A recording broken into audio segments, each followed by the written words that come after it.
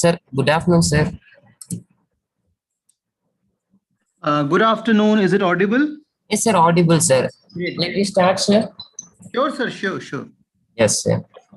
Very good afternoon, participants. I like to welcome all the participants for a day 3 session 2 of AICTE sponsored 6 days online short-term training program on emerging trends and research challenges in the next generation wireless network. Welcome you all.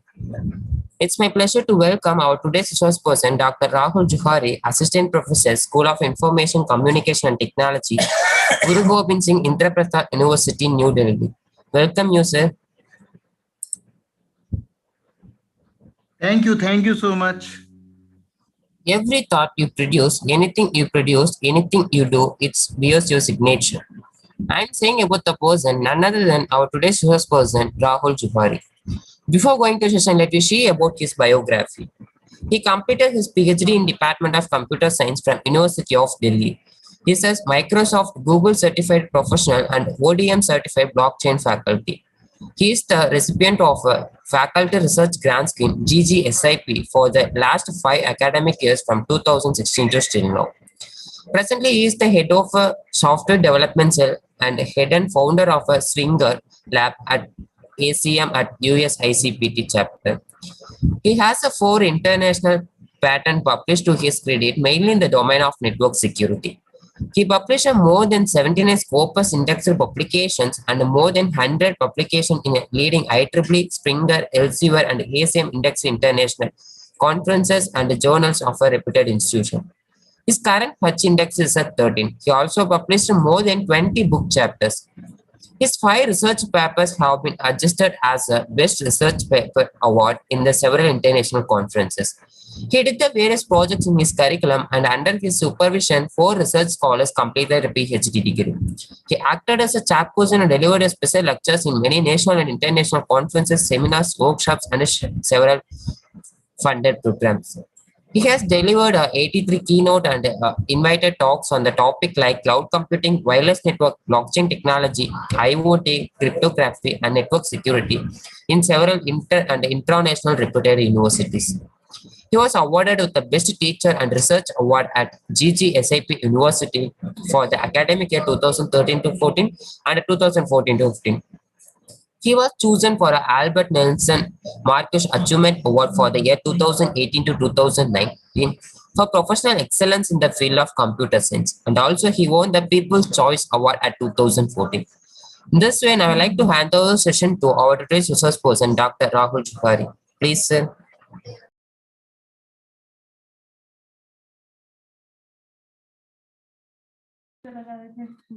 Good afternoon, all. At the outset, I would like to thank Professor Dharmalingam for inviting me to deliver a talk on the IoT. It has been a pleasure interacting and communicating with Sir for the last 1 month. And there's no need for such a long profile reading. I'm just like any other teacher who's participating in this FDP. So please feel free whenever you would like to interact. I will be happy to share all your ideas and thoughts. And if there is any doubt, you can always interrupt me in between. So I'm sharing my slide and let me know if it is not visible.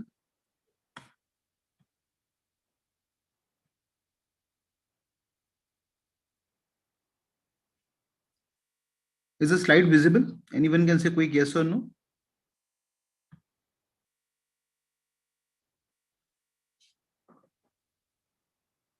Yes, sir, visible, sir.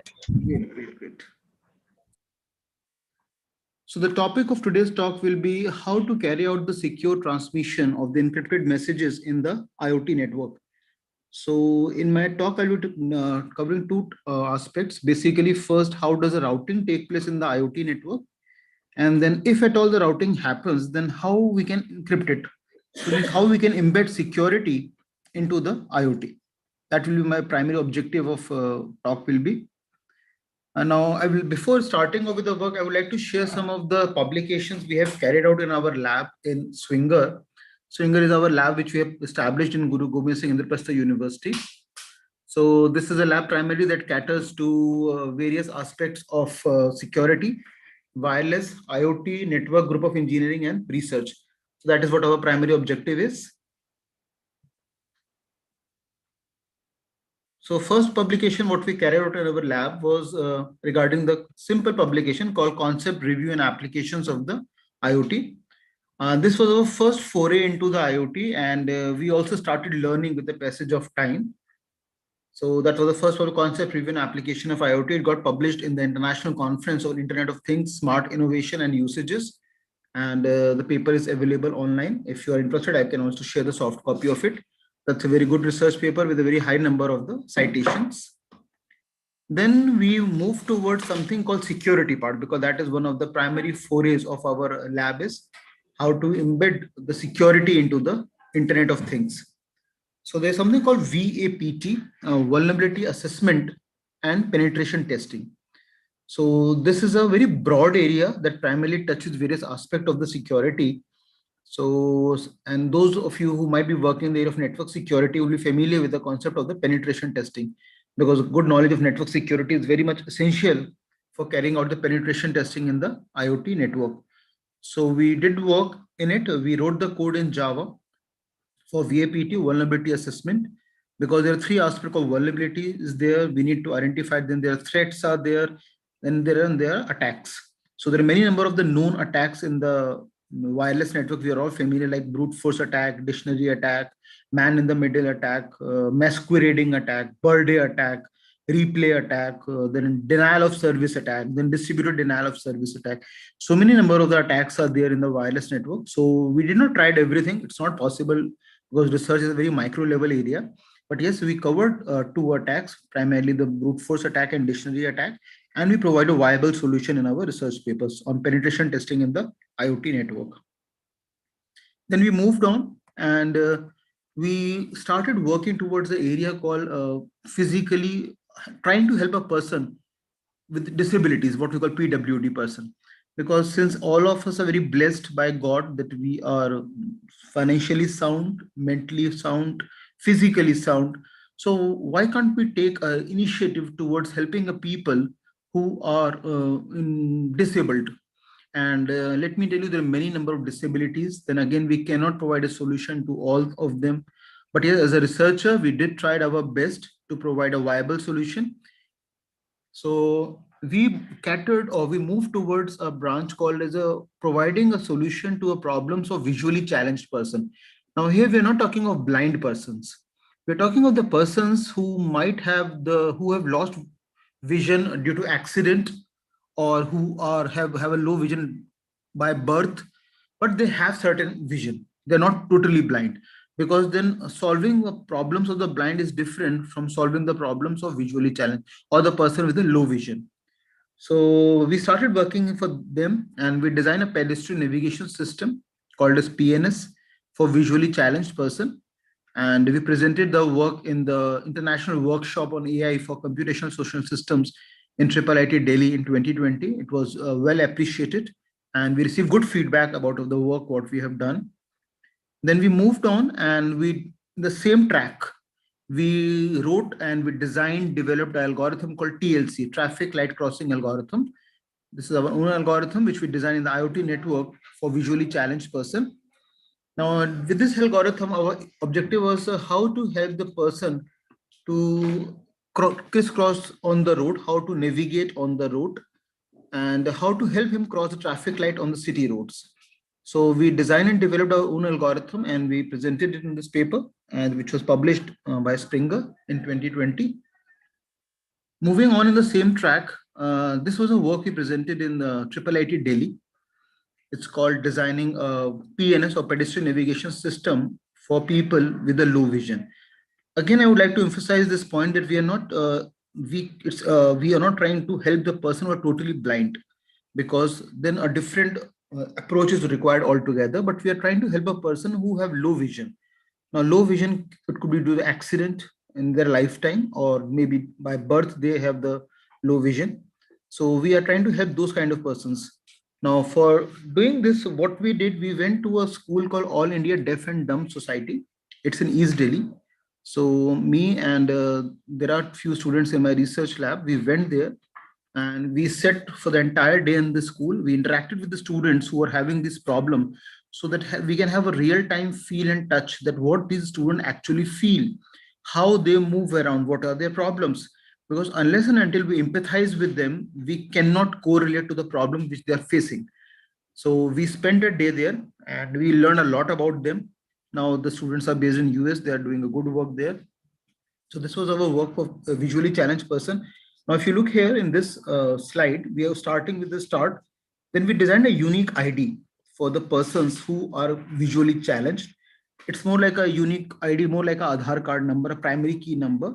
And this is a number which will be a combination by various digits, like for the continent code, country code, state code, district code, tehsil code, family code, and latitude and longitude, lat and long coordinate where the person is exactly located. So what we propose is a unique 32-bit number which can identify each and every visually challenged person, where they are located, in which direction they are moving, what is their family code, everything is being a part of it. So this unique code is a will be a unique code for every person who is visually challenged and who will take the help of our system, because we also need to keep a track that who all are availing the benefits of our system, the PNS system.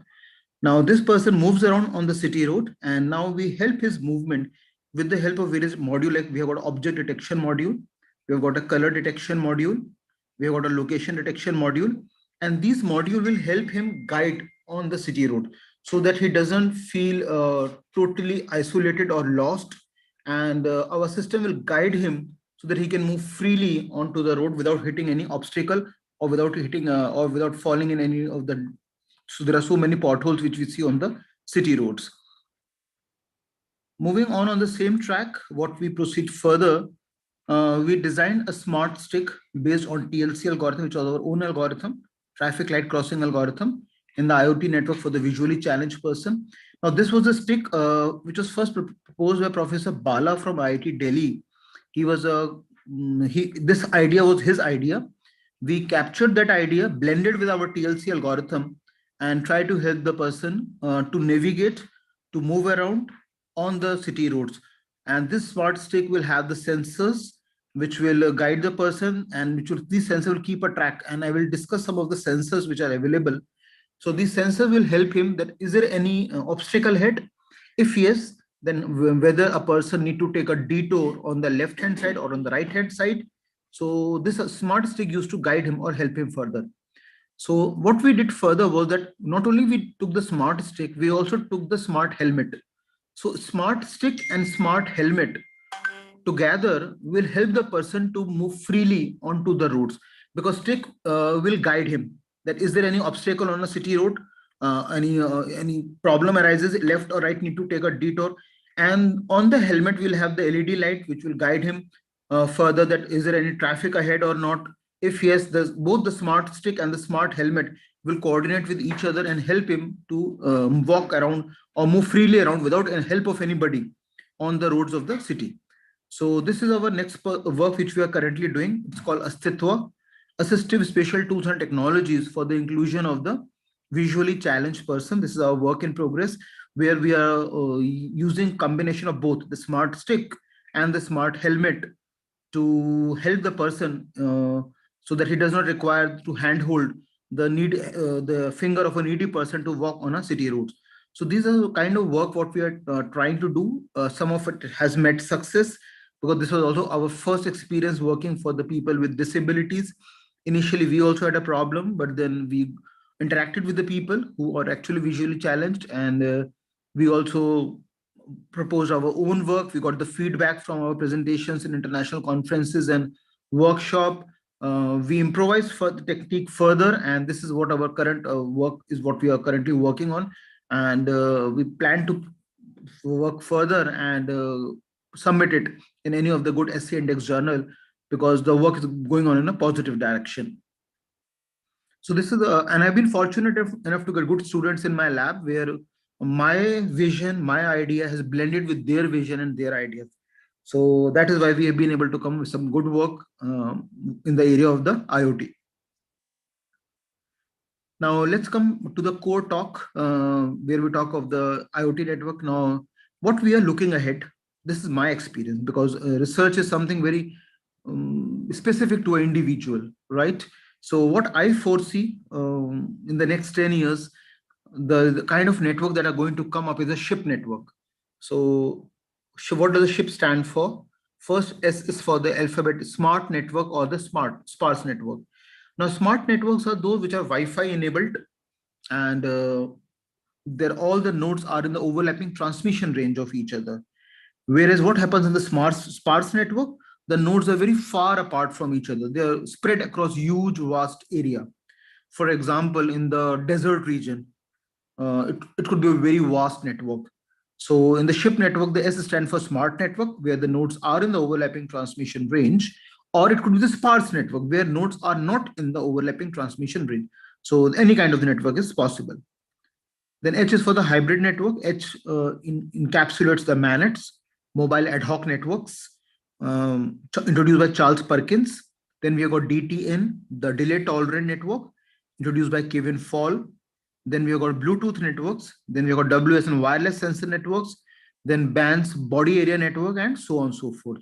So now what we see in the coming years, wireless network, many kind of networks, they're all going to merge together and come under a single umbrella of the SHIP network. I is for the IoT that we'll discuss about in today's talk, and maybe some of you are already working in the area of IoT would have a prior knowledge of it. And then P is for the planned network or the partition network. Now, if you talk of the MANET, we know in mobile ad hoc networks, nodes are in the overlapping transmission range of each other. So communication is very seamless. It's very easy to achieve. So, and the entire network topology is known in advance. For example, if I'm setting a network in a conference hall or in an auditorium for a duration of 2 or 3 days, then I know what is the total audience, what are the dimensions of the lab available, how many number of people are going to use it. So everything can be planned ahead. But what happened in the partition network? The network is broken down into multiple number of small clusters or partitions, and the connectivity can exist. The connectivity could be intermittent. It may not exist for a long period of time. So every kind of network which is not can be planned further, put into a category of the partition network. So in the next 10 years, what we see, a lot of growth is going to happen in the area of the SHIP network, because they encapsulate almost all the kind of the wireless network which exist in 2020 and 2021. Now let's look some of the broad domain areas where a person can work in the area of the IoT. First is some of the important tracks which I have find and I identified. First is the selection of the sensor. Now, selection of the sensor is a very important part in the case of the Internet of Things or the IoT. A person or a researcher has to identify that what is his main research area, what he's doing a research for, what space for solving what kind of problem. There's a very good saying in a research that identification of the good problem is itself a problem, because you need to explore many things to come up with the final thing that what you want to do. Those of you who have completed your PhD, or you are maybe doing coming in the final stages of the PhD, can empathize that selection of problem set is a very, very critical task in research.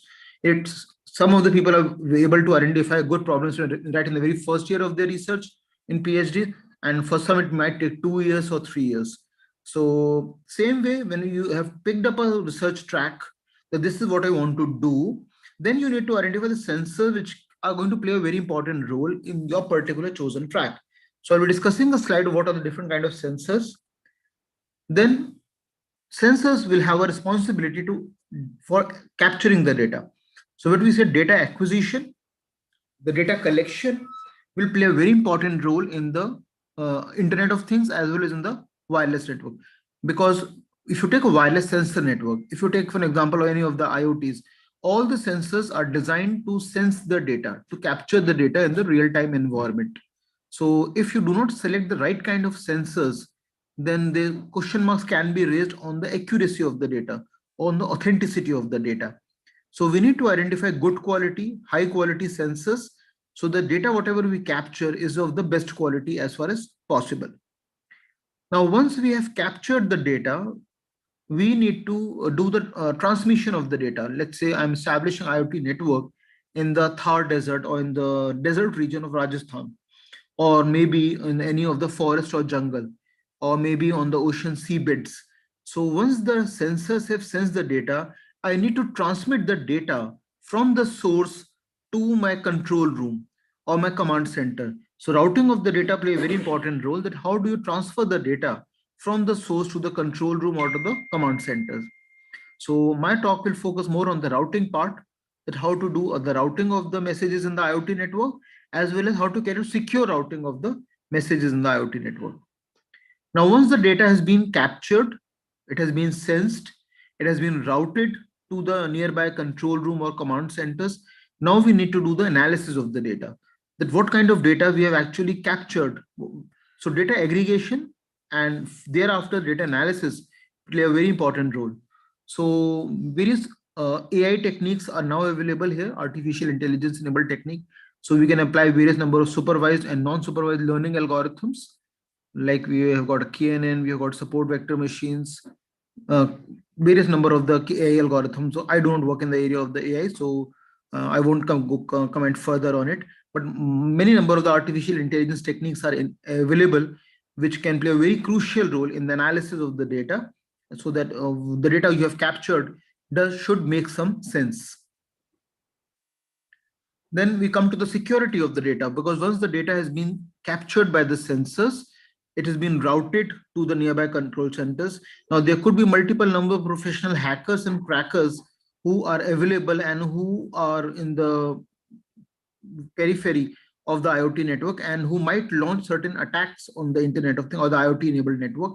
So security play a very important role, that how do we carry out secure routing of the messages, so the professional hackers and crackers do not lay hands on the data, and they do not launch various kind of attacks on the network.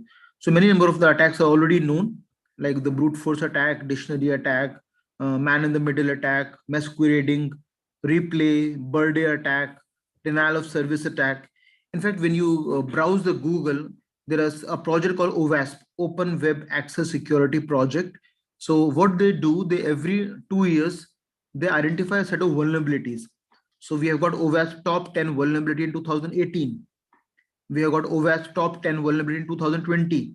So they keep on identifying the vulnerabilities, and then we as a researchers can play a very positive role in providing a solution to the set of vulnerabilities which have been identified by them. So those of you who plan to work in the area of security, or maybe working in the area of security, would be very, very familiar with whatever the work is being done by the OWASP.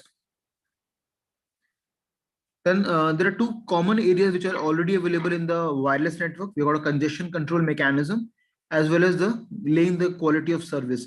So those two parameters also carry on in the IoT. So for the quality of service, we've got three quality of service in the IoT. We'll discuss level 0, level 1, and level 2. And congestion control, it's already known to everyone, so I don't want to go further into it. So what my experience is, these are some of the prominent tracks where if the person wants to work in the area of IoT, he can pick one or more than one track depending on his expertise level and depending on his area of interest. So those of you who are planning to pick up some good topic in your area of research for PhD, or maybe interested in identifying some of the topic for your research students at the BTech and the MTech level, can pick up one or more than one areas and give it to your students. And definitely, I've been fortunate enough to get good students in my lab. And similarly, if you take good students and give some ideas to them, they will also do a good work along with you. Now, these are sensors which I was talking about. There are multiple number of sensors. So we got to have got sensors for light, LDR sensor for light, gas sensor, color sensor, temperature sensor, alcohol sensor, smoke sensor, IR receiver, water flow sensor, humidity sensor, touch sensor, IR sensor, heartbeat sensor. So you need to identify a sensor which suits well matching to your problem statement, because all these sensors are designed to do a specific job at a time. They can't do multitasking like human beings do. They are the sensor meant for a specific purpose, for a specific job, and they will only do that job.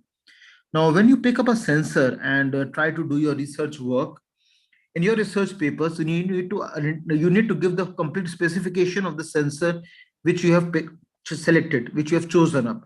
And there are two companies which I am currently working with. One is the Xenia Technologies, whose parent company is a Texas Instrument TI in Bangalore, and the other one is another company based in Delhi, Iconsoft Limited. So These are the company which provide a sensors for carrying out a good quality research. So the cost of the sensor start from 250 rupees and it goes up to 20,000 rupees, even maybe more than that. So we need to identify a sensor and given the research paper that what was the sensor we have chosen. So for complete specification, and when the reviewers review paper, so they definitely look at the quality of the sensor which has been chosen by the authors and to which company it belongs to. So when you say that you have done your research work using a sensor purchased from Texas Instrument TI, then definitely raises the level of credibility of your research paper, because the reviewers of the paper are assured that the results which you are going to get are going to be of good quality, of better quality, because the sensor you have chosen is right, and whatever data they're going to capture is again going to be of the good quality.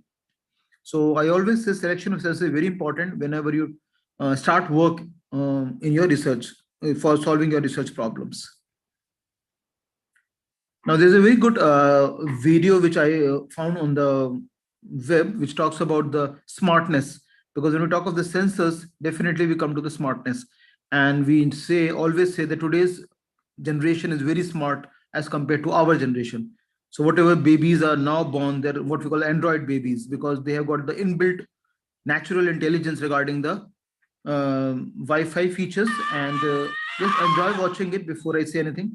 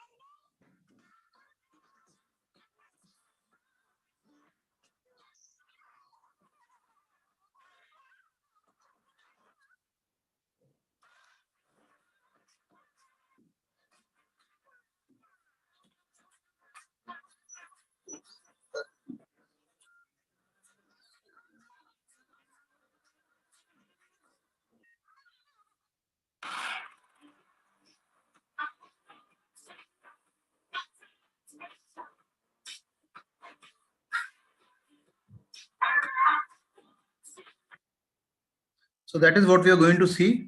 Today's babies are smart enough, and so are our devices, which are practically much more smarter than the devices which we were using at our own childhood. So I hope you have enjoyed it. Now let's come to the core talk, that how does the routing happens, because that is what our aim and objective of this talk is, how to carry out the routing of the messages in the IoT. Now let us consider a scenario where we have got four clusters, and we have got four messages here. Four nodes are there: A, B, C, and D. Now here we can see node A has a message for the node D, now which can be delivered using the path A to B to C and to D without any substantial delay. Now, if I'm using a MANET, a mobile ad hoc network, which was introduced by Charles Perkins, what they have done, they proposed two set of the routing protocols. I think since it's a wireless network based FDP, everyone is familiar with them. So one is a set of the routing protocol where entire network topology is known in advance, what we call proactive category of the routing protocols. And the other is a routing protocol which are used on fly basis, where the links or the path are discovered on fly basis, what we call the reactive protocols. So DSDV, destination sequence distance vector routing protocol, is one of the most popular protocol which we use in the proactive category, and the AODV, ad hoc on demand distance vector routing protocol, which is one of the most popular routing protocol for the reactive category. So let us say node A does a path discovery and it sends the messages, what we call RREQ messages, the route request messages, and the message reaches to the destination. Now destination replies back by sending the RREP messages, the route reply messages. So wireless network, we all know in the mobile ad hoc network category, MANETs, this is how the routing, this is how the route discovery is done.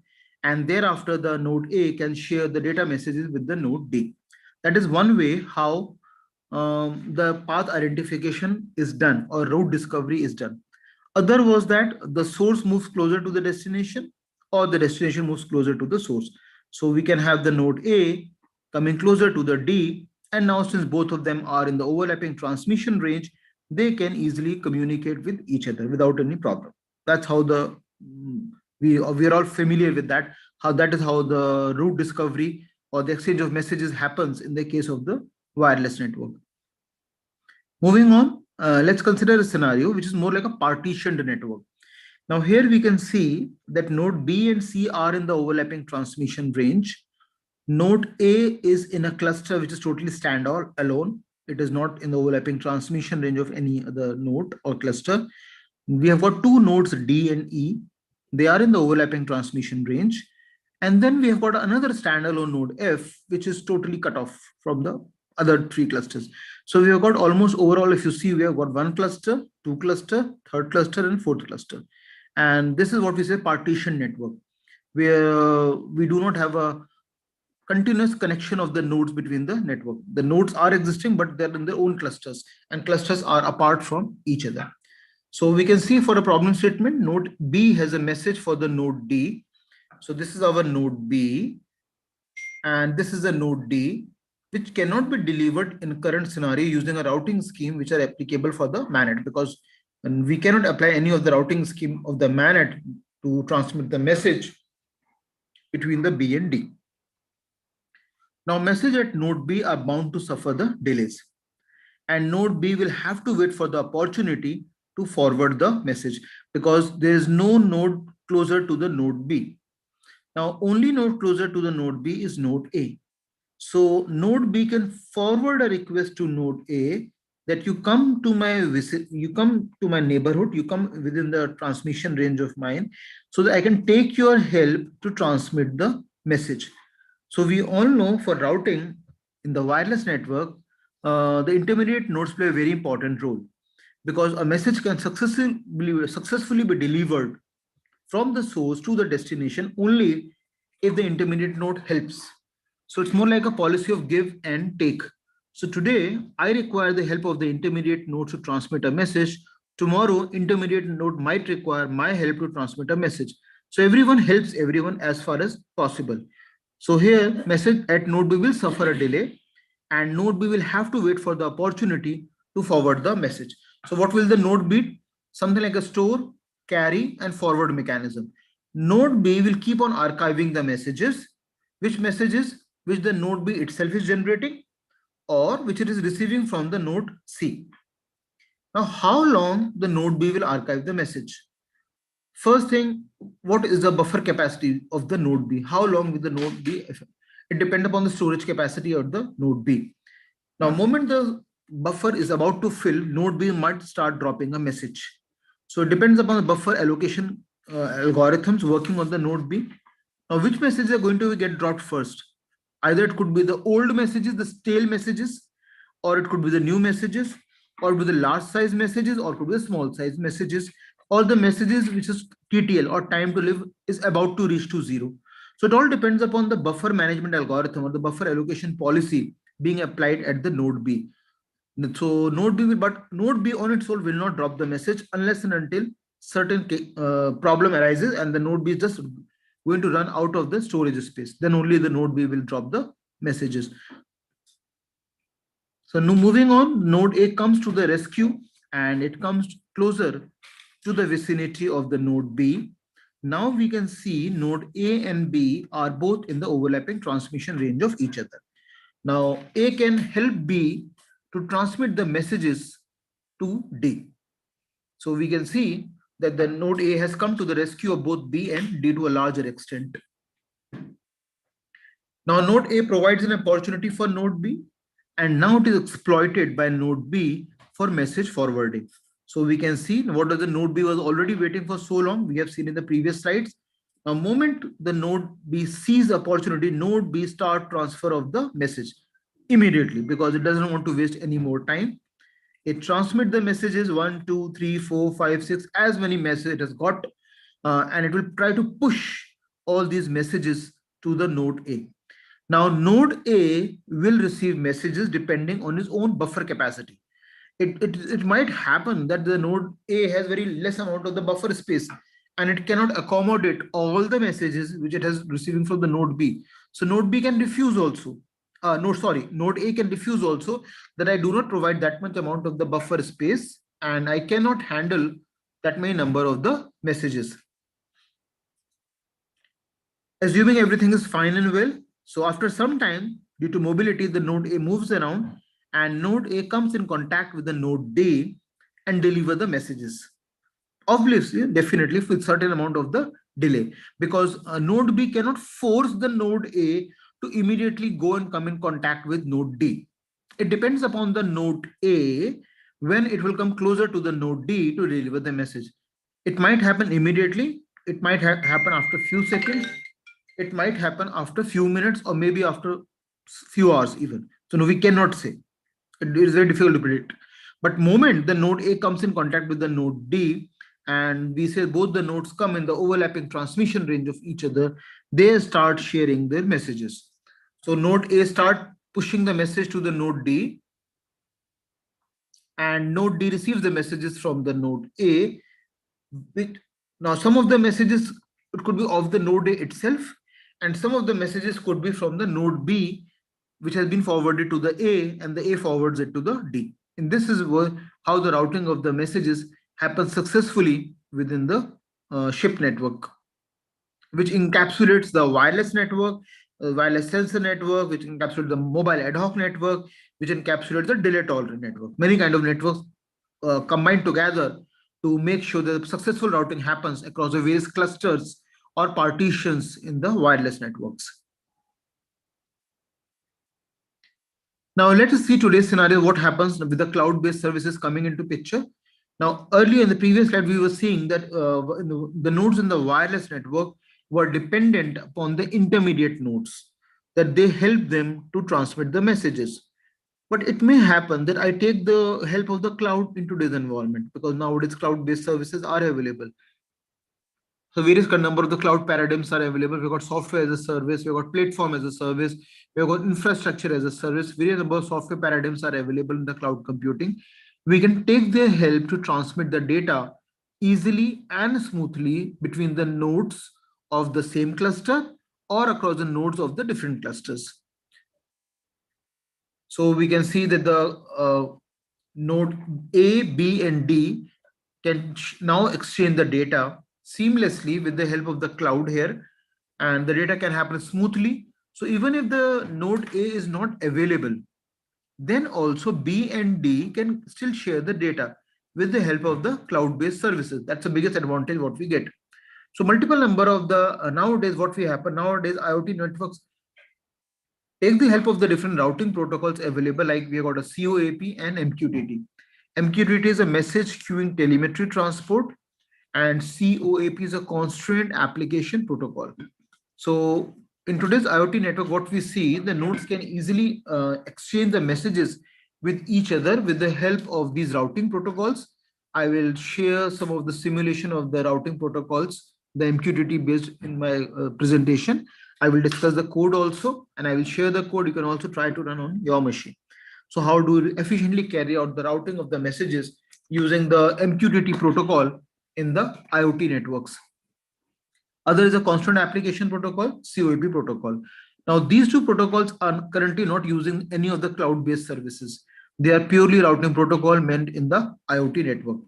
But if we use the cloud-based services also along with the IoT networks, then we get something called the cyber physical systems, or CPS, because CPS today encapsulate best of the wireless network, best of the IoTs, and best of the cloud-based services.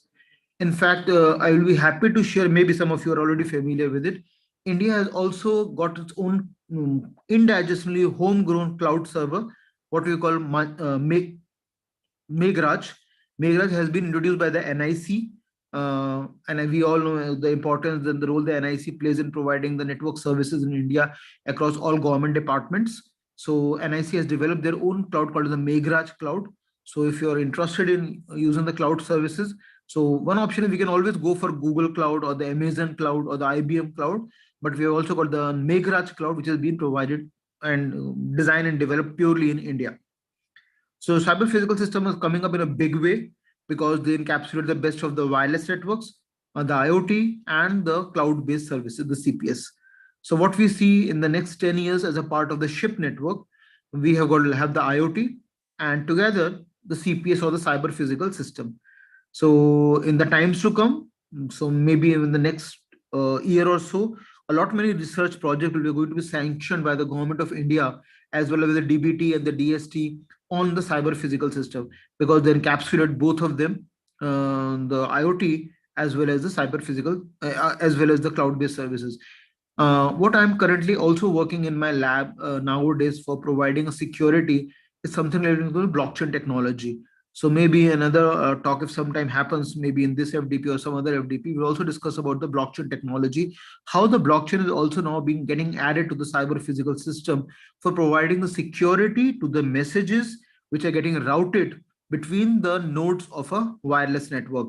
So we have moved forward a large, we have jumped leaps and bounds in what was happening in the wireless network 5 years back, and what has happening today in wireless network, and how we foresee the future in the next 5 to 7 years is totally going to be different from what it was 5 years back. A lot of many things are happening in the area of wireless network and routing, in congestion control mechanism, in the quality of services. Things are moving very fast, so we are going to look at the efficient and strong and sturdy wireless networks in the times to come. Now let's take on the real-time application. It's a very popular application. In fact, the first application which happened in the case of ship network, it was around 2004 in Kenya. The government there wanted to keep a track of the zebras, because a lot many poachers were trying to capture these zebras and kill them, sell their skin to make money. So what did the government do? They put around the sensors, they put around the nodes with the CPU, the flash memory, the radio, and the GPS on these sensors, on these zebras. So as and when these zebras were moving around in the forest or the jungle, the command center or the control room established in the forest was keeping a track of all of them. So that was around 15 years back. That was the first experiment successfully done. The sensor nodes were deployed and it proved a very successful experiment. So moment any of the zebras was out of range, immediately the alarm bell was raised that okay, it has got, or any of the signals stop coming from any of the zebra. Immediately the authorities came to know that certain attack has taken place or poachers have captured certain zebras. So it was a very successful experiment. It was done by the researcher from the Princeton University. So I've given the URL at the bottom, and the experiment was successful, and that was the first live experiment. Nowadays a lot many good successful experiments are being done in the case of the ship network using the IoTs. For example, I can take let's say we have got experiment which I want to like to do in the mountainous region, because we have seen in we have seen the problem of Uttarakhand region. Maybe some of you would have visited Uttarakhand region, and we have got four dhams there: Badrinath, Kedarnath, Gangotri, and Yamunotri. Now the terrain there is very volatile, very it's a very rocky terrain, and because of the so many human activities, the mountains have become very fragile. So if I want to establish a network in such a kind of terrain in the mountainous region for providing the relief and rescue operation in any of the natural or man-made calamities, so these kind of network, ship networks, are very becomes handy, because I'm going to establish a network on fly basis. The nodes are far apart from each other. This concept of store, carry, and forward works successfully. So the human beings themselves carry the nodes, and when people move around, the social carry what we call social based movement patterns. So when we as a human beings are carrying our mobile phone, the smartphones, they themselves act as a nodes. So as and when I move around, I can help in the communication of messages from one end of the mountain to another end of the mountain. So wherever we establish a network, the ship network, we don't want to establish in a plant. Establishing a network in a plant is very easy. So for example, I want to establish a network in my university, or maybe in my sports stadium close to my university, or maybe in my lab, or maybe in the known terrain. Anywhere which is a terrain is known to you, the establishment of the network become very, very easy. But what about those network where the topology is not known to me? Establishing a network in those networks is a challenge, and that is where real excitement comes.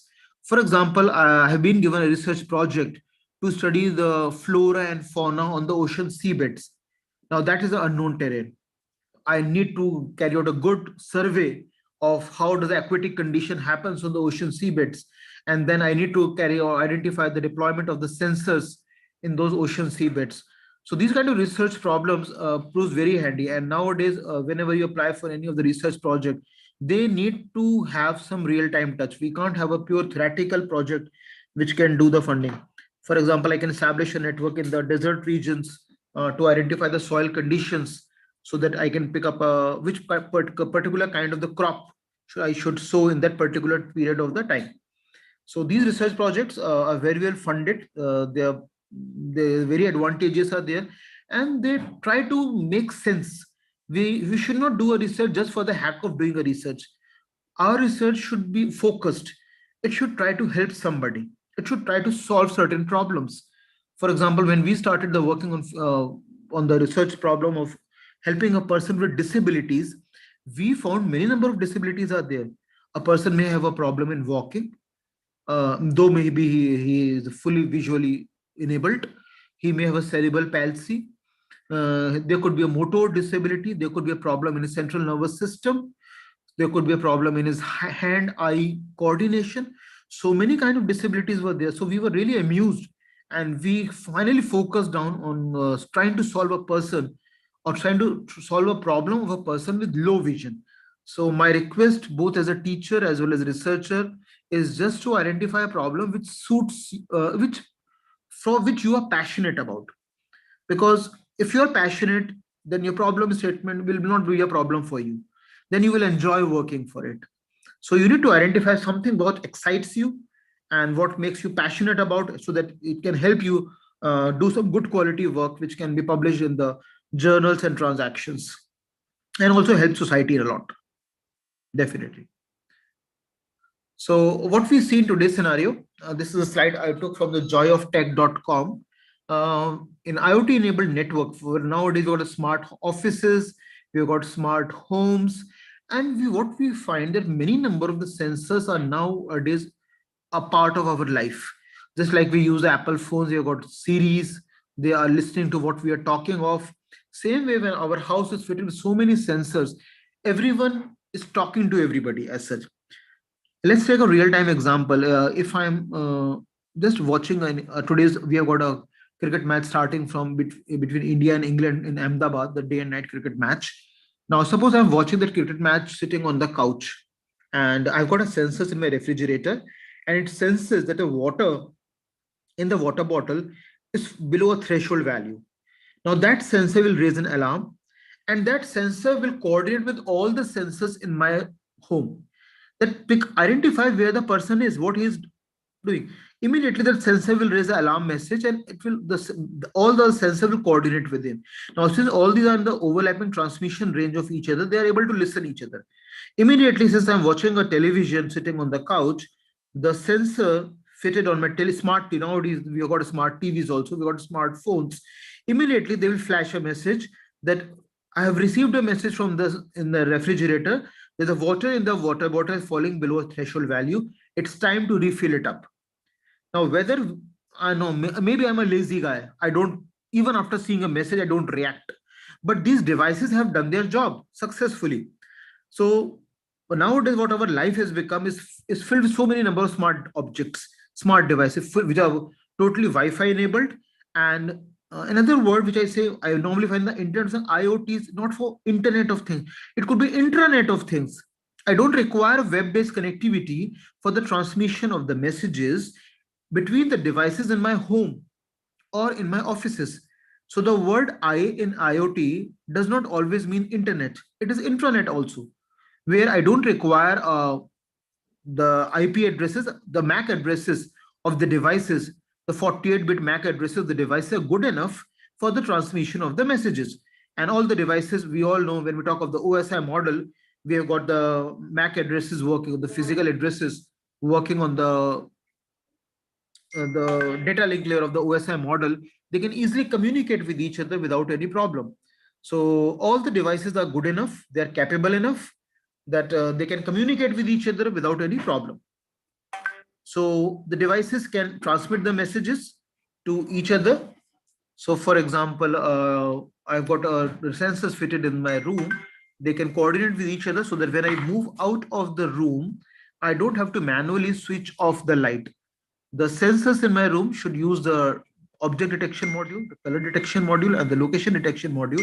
So if the user has moved out of the room, the sensor should coordinate with each other, and then they can help in playing in helping the switching of the light so that there's no wastage of electricity is there. So nowadays we see a lot many smart object or the smart devices that works in such seamless manner. And I will be using the MQTT protocol to show you that how we can carry out the routing of the messages between all these smart objects. And we don't require a human intervention. All these devices know for what they have been designed or operated to do, and they do their job to the satisfaction, to the perfection. So we see we have got many number of the messages, like we have got messages flowing in between the dustbin or maybe in the toaster or maybe to the microwave oven to the refrigerator. So the real challenge that comes is how to carry out the successful routing of the messages in the ship network so that the messages are delivered in a seamless manner without any problems, without any communication issues with one another.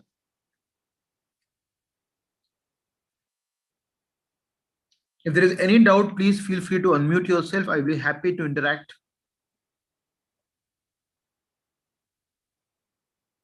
Or if you, or we can move further.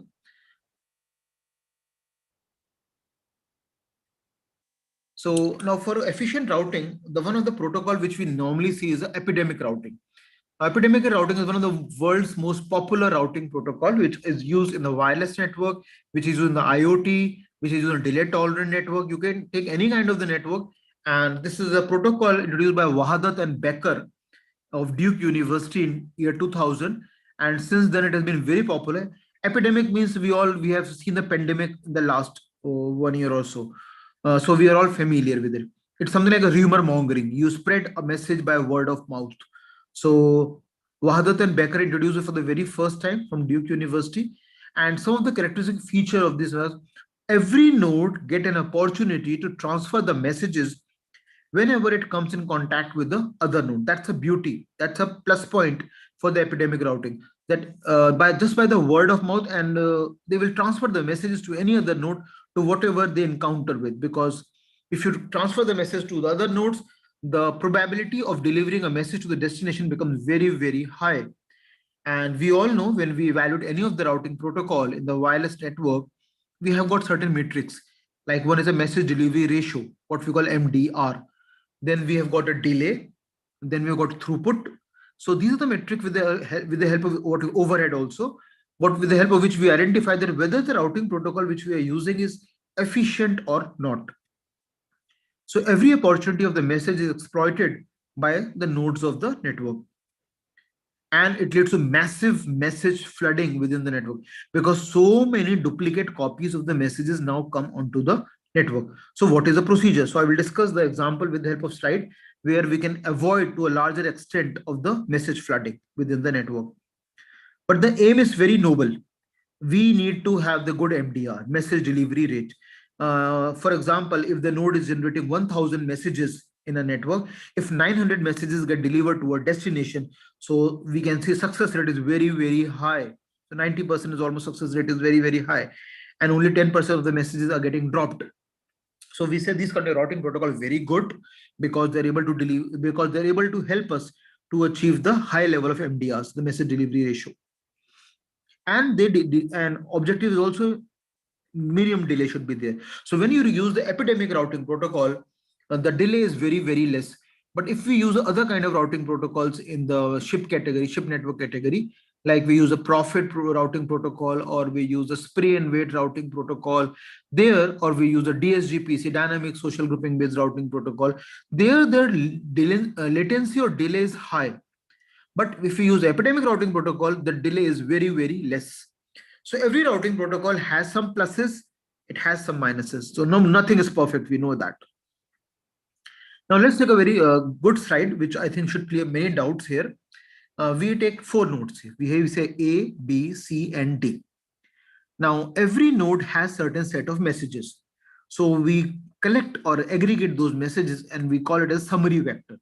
Summary vector is a collection of messages which the node is familiar with. So we can see here A summary vector. What does it mean? The node A has a knowledge of the message 2, 3, and 4, right? Similarly, we have got a node B, which has a knowledge of messages 1 and 2. Now, this is just a sample set, but in real time, there would be hundreds of messages, right? Now, these two nodes come in contact with each other, right? A and B. So, what happens at the node B? So, we are taking into account the node B.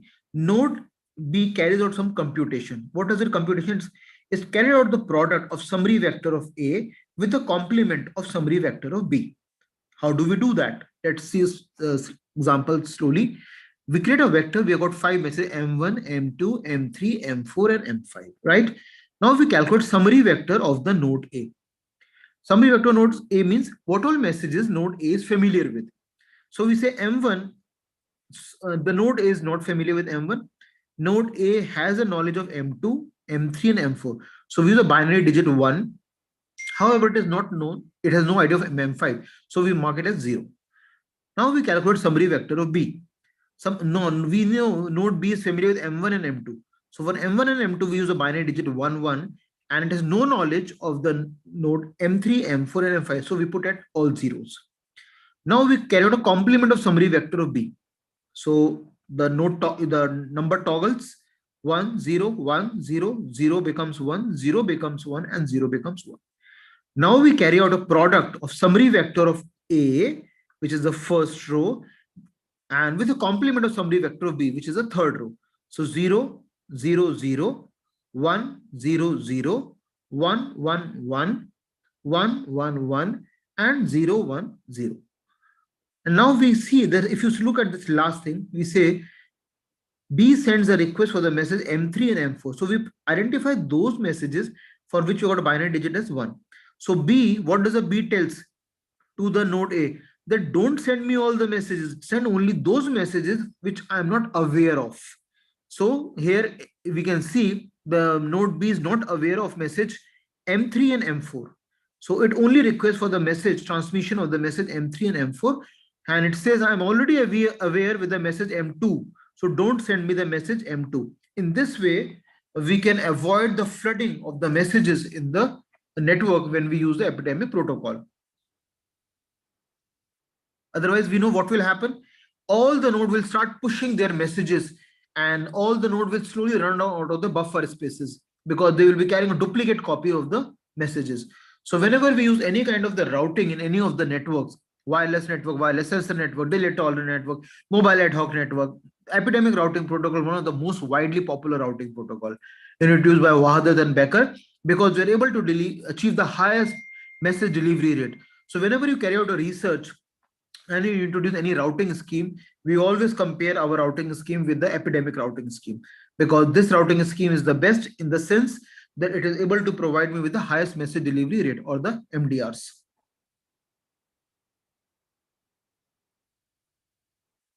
Now we come to the MQTT protocol, a very popular routing protocol for the IoT. It's called message queue telemetry transport. Though it was introduced long time back, almost 20 years back, 22 years back to be precise, but it has now gained popularity in the last 3 or 4 years. So it was introduced by Dr. Andy Stanford-Clark of IBM and the Elon Nipper of the ARCOM. And for their great contribution, they were also shortlisted for the ACM Turing Award.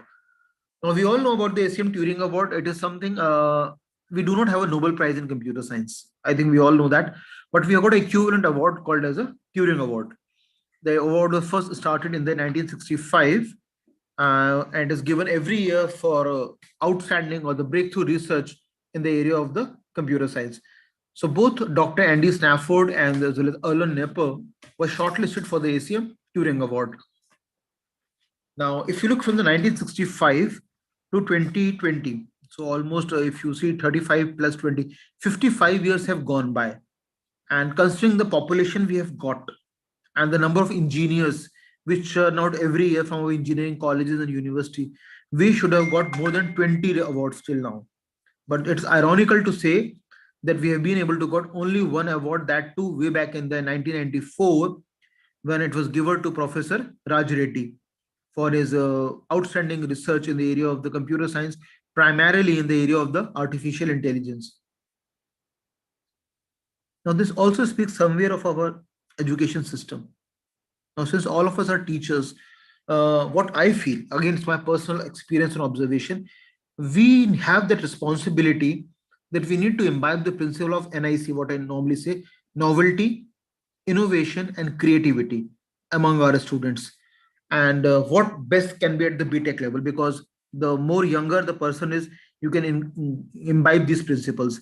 And normally, when you go for the MTech and PhD level, it's very difficult to imbibe these principles in those students.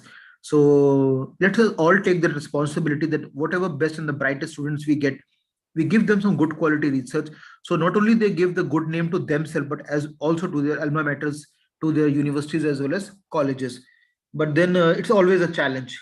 It's not that easy, but that we as a teachers can always take a responsibility of doing our own bit in this good journey of doing some good research in the area of the computer science and IT. So we can have a good number of awards in the time to come, the ACM Turing Award. So MQTT, we all know, is a publish subscribe messaging protocol. Now, it is not a client server architecture. It is not based on the model view controller architecture. MQTT has come up its own way. It's called popularly called the publish subscribe messaging protocol, which are primarily designed for very lightweight mobile to mobile communications. Now let's look some of the broad features of the MQTT. It's a publish subscribe model driven protocol. Don't worry, we will discuss what the publish subscribe model is with the help of a diagram so that things become clear to us. It's extremely simple and lightweight messaging protocol. That is what the biggest USP of this MQTT protocol is. And it's primarily designed for a constant devices. Now, constant devices, we all know they are the devices which have got less amount of the buffer space. Processing power is very poor or very low. Uh, the number of the overall configuration of the device is very pathetic in the sense that it is not possessing good processing power, good not possessing good amount of the storage capacity. Maybe its primary storage and secondary storage are very poor. Those kind of devices we say are the constant devices, and it's used in the network which are having low bandwidth also. So these kind of devices we say are the constant devices. So low bandwidth, high latency, and unreliable network. So that's any kind of the protocol. If it can work successfully with a low bandwidth, high latency, or unreliable network, full marks to such a kind of the protocol. And that is why MQTT has become very popular in the IoT world. Now, before proceeding for simulation, let's look at the last some of the features of the MQTT. It supports, when we are also talking of the quality of service. So MQTT provides three quality of the service parameter to us. So just like every parameter have got certain number, numeric number, here also we have got a number 0, 1, and 2. So when we say 0, that means fire and forget. Means the node will transmit a message and is not worried whether the message has got successfully delivered to the destination or not. When we set the quality of service as 1, then what does it mean? Delivered at least once. The message should be delivered at least once from the source to the destination. And when you set the quality of service as 2, then delivered exactly once. So only one time the message should be delivered. So if you want a multiple message delivery of the same packet, then we say set the QoS as 1, because it will make sure to deliver at least once, and there's no limit on the maximum number of the times. But if the source node wants that the message should be delivered only once and only one time, then we set the quality of service as 2. So when I will share the source code for the MQTT protocol, we will set the quality of service as a parameter there, and we'll identify that which is the most appropriate value 0, 1, and 2. Now that depends upon my problem statement. It's as simple as that. Maybe my the research problem what I'm currently handling with require multiple delivery of messages. So I will set the QoS as 1, or only it require one time delivery of message. So I set the values 2. So it depends upon what I am actually interested in. So that is how MQTT supports the quality of service. Now, every routing protocol requires the port number, right? So we know there are port numbers are all 16-bit numbers. So total number of port number available are 2 raised to power 16. That is 0 to 65535. Now, out of such a huge range, there's a port number called 1883, which has been reserved by IANA for use with the mosquito. MQTT is also called as a mosquito protocol because the word is MQTT. So it's called message queuing telemetry transport technically, and the popular jargon in programming languages we also call it the mosquito. So the INA is the Internet Assigned Number Authority, a US based organization which does for the allocation of the port number for the routing protocols. So if I am doing with the 1883, that means it's not secure. However, if I'm doing with the secure transmission of messages that require a secure socket layer also, then I need to use the port number as 8883. So 8883 is a port number which has been registered for the Mosquito protocol so that it can carry out the secure transfer of the messages over the secure socket layer.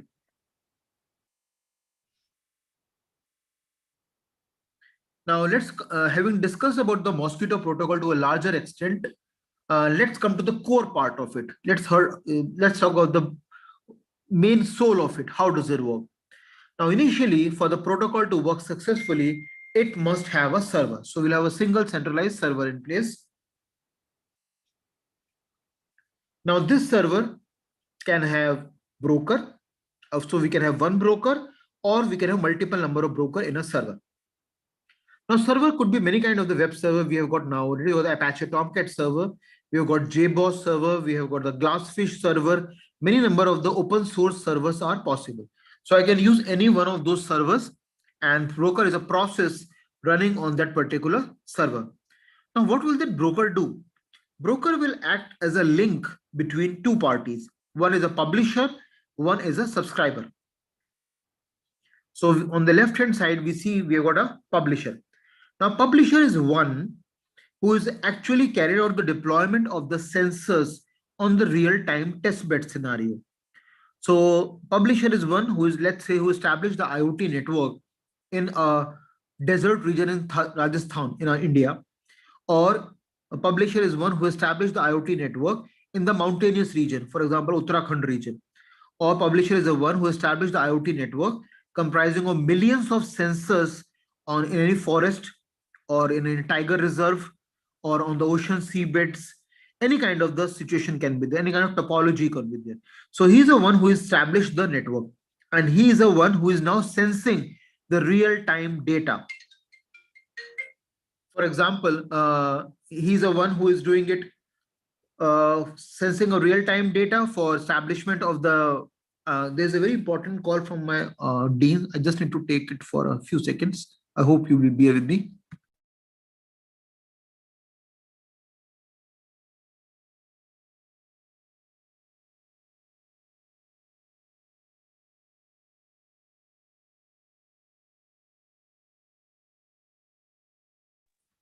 Sorry for the inconvenience. So publisher is the one who established the IoT network. So in this network, he's sensing a data. Now he captures the data and he hosts that data onto the broker of the server. So publisher captures the data, place it on a single centralized repository called as the broker.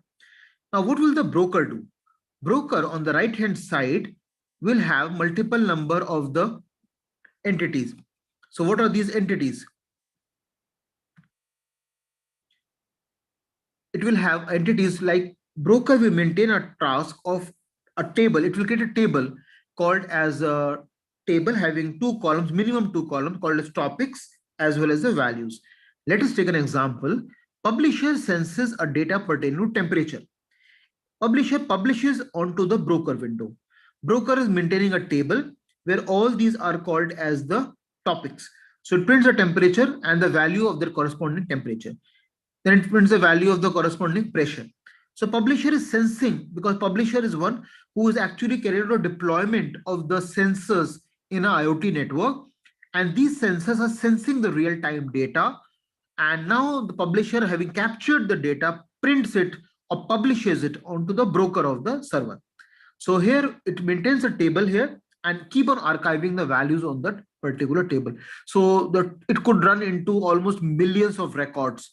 There's no upper limit on the number of the values which are archived with the broker. It all depends upon the configuration or the capability of the particular broker. Now, who will use this data? Because publisher has done the job.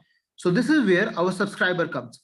Subscriber goes and sends the data or takes the data so that he can use it for his own constructive purposes.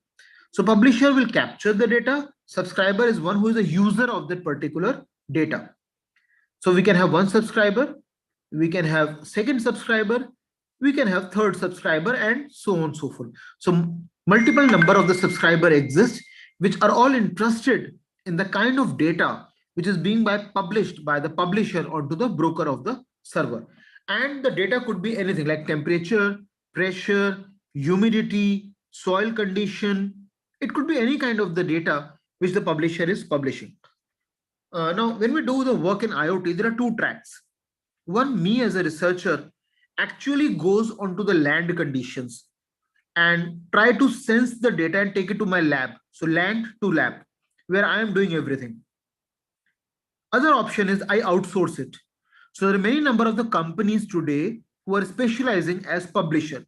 They are the ones who actually set up the IoT network in a desert region, in forest, in tiger reserve, in ocean seabeds, in the areas suffered by natural calamities like the mountainous regions. So they go and set up a network and capture the data for a period of 3 and 4 days, and then they put onto the broker window. Now, let's say if I'm a researcher who is working in my university, I want to have access to the real-time data. Now, I don't have a fund, I don't have the infrastructure, neither I have a will that I should go to those conditions, but I would want to have access to the real-time data.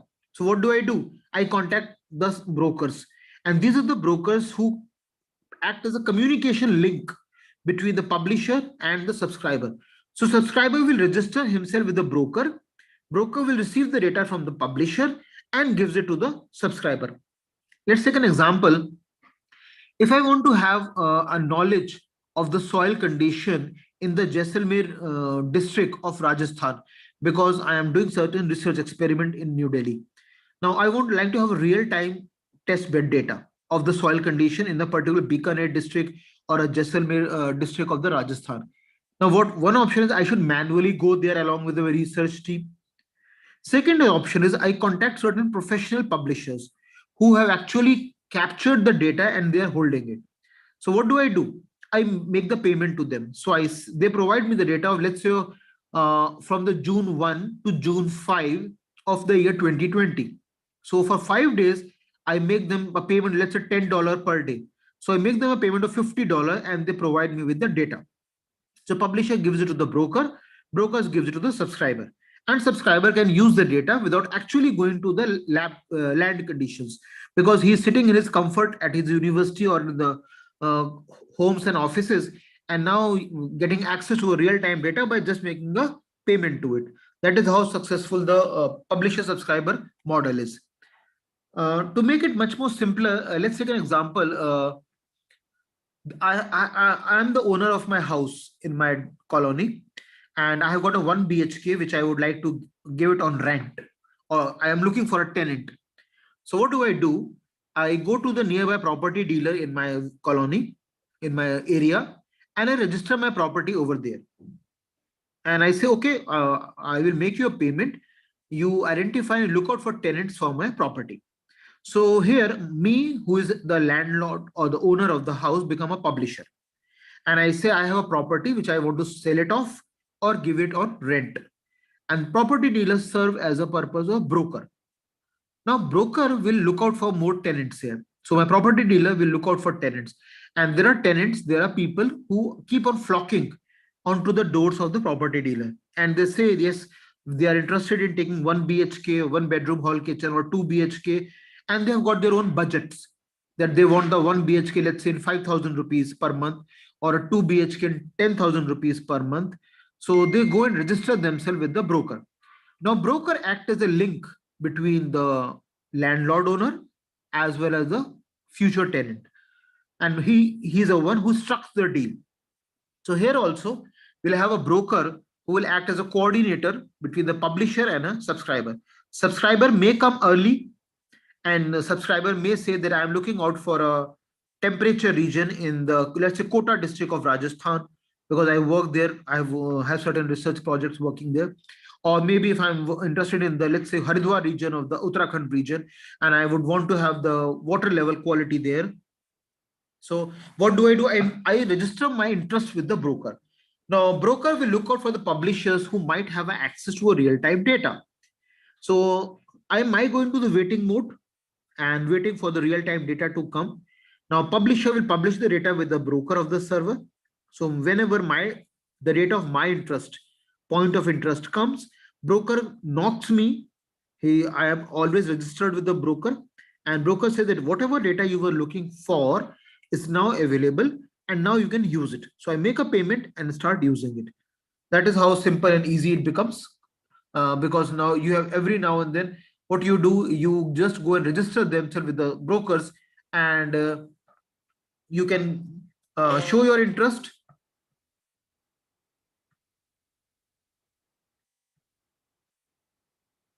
And once you have shown your interest, then immediately the broker will say, okay, now you can take the data and start using it.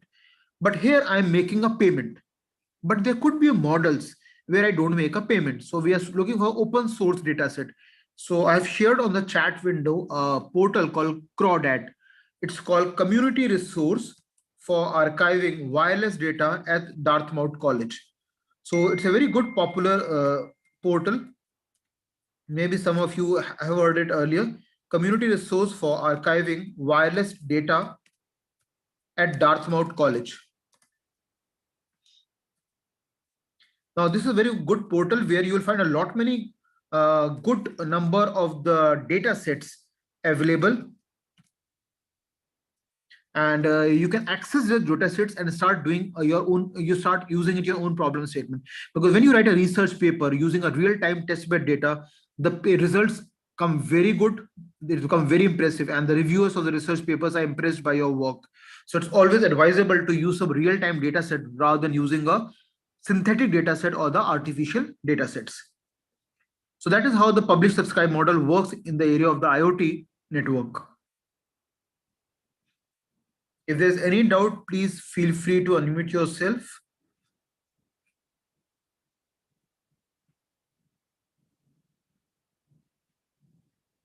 Or we move ahead and we come to the code.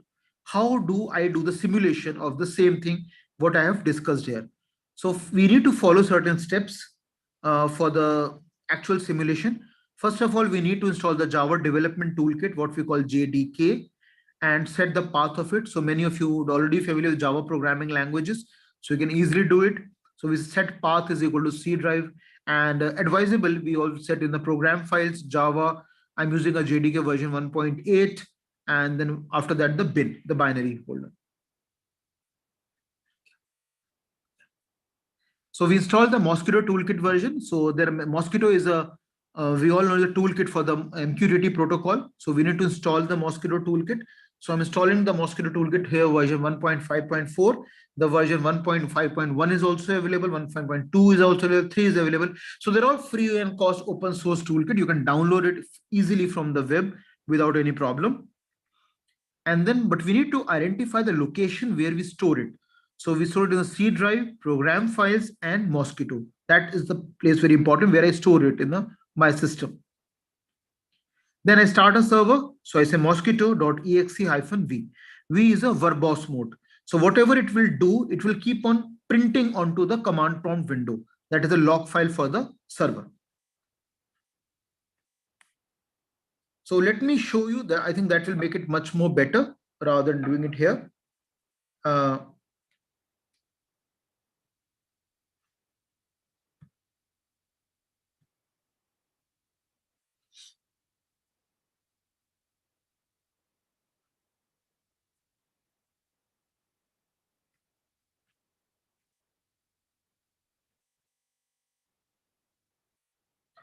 Is it visible? A quick yes or no by anyone? Is it visible? Yes, sir. Your PPT screen is visible, sir. Its location of the Mosquito folder, is it visible? What I am showing on a Windows Explorer window? No, sir. Your PPT screen is already visible, sir. Okay, still PPT. So I will stop sharing and then we'll Yes, sir. reshare. If you can share again, sir. Yeah, yeah, that is what I will do.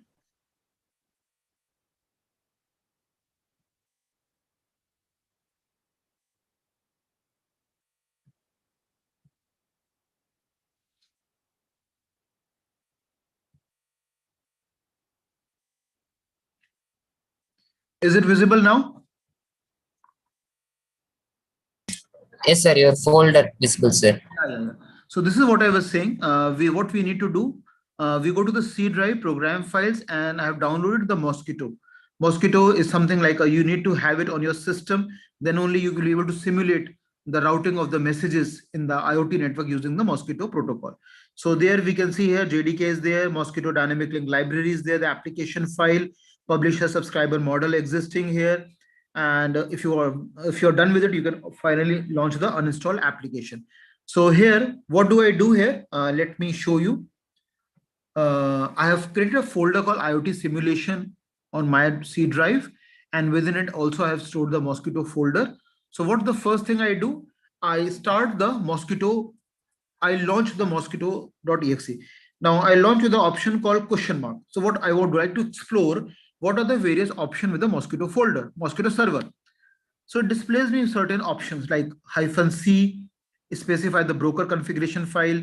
I say -D, put the broker into the background after starting. If you just like those of you who work in the Unix also, we can have the foreground process and the background processes. H is for the display, the help. P is for starting the broker on the specified port number. If you're interested, you can do that. And verbose mode is something, whatever it does, it will keep on displaying, it will keep on printing onto your window. And we can also go to the mosquito.org URL to explore more about the Mosquito protocol. So what do? I just say mosquito.exe-v. Now what I see here, the Mosquito version 1.5.4 starting, using a default configuration, opening IP version 6 listen socket on port number 1883, and opening IP version 4 listen socket on port number 1883. So we have opened the IPv4 as well as IPv6 sockets. Now socket we know is a combination of IP address and port number, right?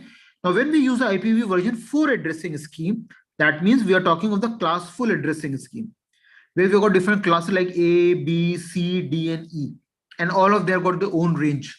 So when we say talk of the class A, we say 0 to 127, class B 128 to 191, class C 192 to 223, class D 4 to 239, and class E from 240 to 255.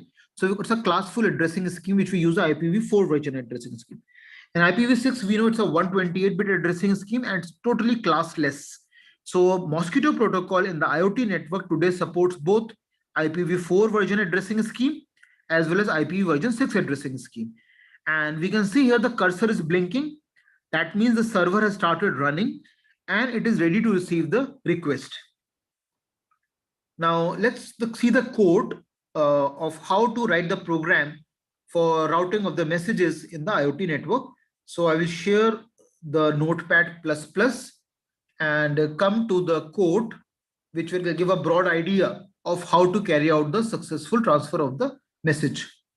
Now here, initially I have written the code in the Eclipse environment, but then I have copied the same code and showing it in Notepad++, so that those of you who are not familiar with the Eclipse and the NetBeans IDE can still work. Everyone is familiar with Notepad, we know that. So understanding of the code will not become a problem. Now, what does the Eclipse do? Eclipse provides certain PAHO client. PAHO is a client provided by the Eclipse environment for carrying out the Mosquito protocol programming in the IoT network. So what we are doing here in the very first 5 lines of code, we all know when we are writing a code within the Java, we import the packages, right? So we say line number 1, 2, 3, 4, and 5, we import PAHO client provided by the Eclipse. So import org.eclipse.paho client, and since we are using a Mosquito version 3, so we use the .mqtt version 3. Now whichever classes I'm interested in, I import it. So we import Mosquito client, Mosquito connection options, Mosquito exception, Mosquito message, and we import the memory persistence. Memory persistence, we all know we use it whenever we are trying to transfer the data from one Java object to another Java object. We want the object should not lose their state. So we would like to implement the persistence property, right? So we use a memory persistence class for it. So we import all these classes and we come to the line number 7. We say public class mosquito publish print. Then we come to the line number 9 and we start with the main function. Now, first of all, we all know we write when we write the main function in Java, here we need to make sure the main function is public in nature. Otherwise, Java virtual machine will not be able to make a call to the main function. So we need to make sure that function declare public scope. Then we make sure that the function here has got a static scope, because unlike the C++ where main function is declared outside the class, in Java main function is declared within the class. Now here, once you declare a main function within a class, JVM is not able to access it. So we need to make a main function independent of the object of a class. And how do we do that? By declaring the main function as static in nature. Now the JVM or the Java virtual machine can directly make a call to the main function. Then void, we always return type. Main is the name of the function. Now in Java, whatever input it receives, it is always of the string type. So args is a name of an array which is of the type string. Now we have seen the slide and we know that the broker maintains a table having a topic and the values. So we identify a topic here for our program and we say it's going to be a pressure. Now one option is that we hard code the value of the pressure. Other option was that it comes from the live environment. So, and that is how Java provides us. You can take the input from the user. So we receive the first input. So indexing always starts from 0.